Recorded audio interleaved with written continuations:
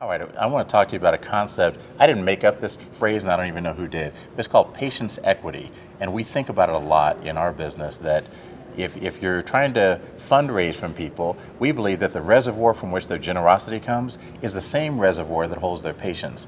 And so if you start to exhaust their patience, if the line for parking is too long, if the line at the bar is too long, if you keep them standing on their feet for too long, you just eat away at their patience equity. They're not even aware that it's dissipating, but then you get it to a point in the program where you stand up and you say, all right, we're asking for your support, and they're done. Right. They're just emotionally, they're done. And I thought what you do is so in line with that, because you're not like a store where somebody walks in, they buy an item, and they walk back out. No, they come here and they check in and they live here for a day or two or a week. And these events, that when they have an event, the people who are coming here, they're going to live here for 3 or 4 hours.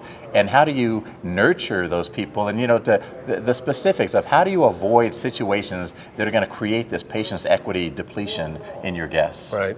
It's a great term. I've never heard that. And when you first said it, I was like, okay, let me try to understand this. As you explained it, it makes a lot of sense. We know a lot of times that we're the end of the day of somebody's day of their arrival. Travel is tough.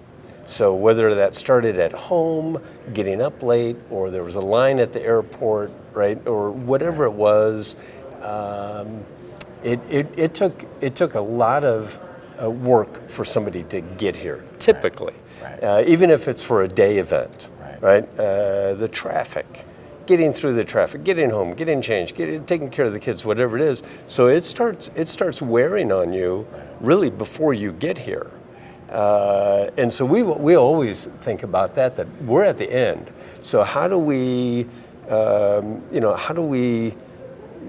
boost them back up? And that's where going back to one of our values, empathy. It goes right back to that. If we get into the person first before they, let's not wait until they arrive in our space.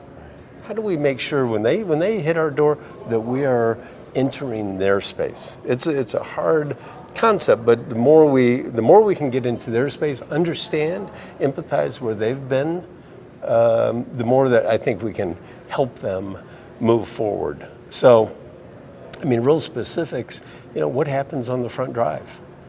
Every event that we have, local event, there are heavy discussions about how we handle in the front drive.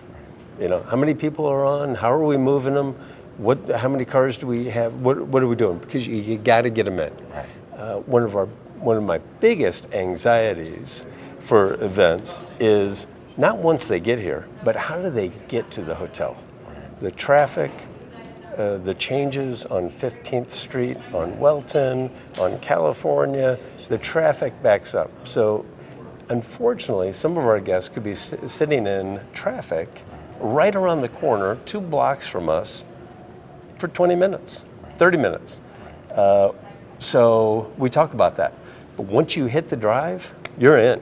You're in, and how are you? Let's take care of you. Let's get you going. Then it goes to that whole arrival. How do you arrive into the hotel? We call them sometimes touch points.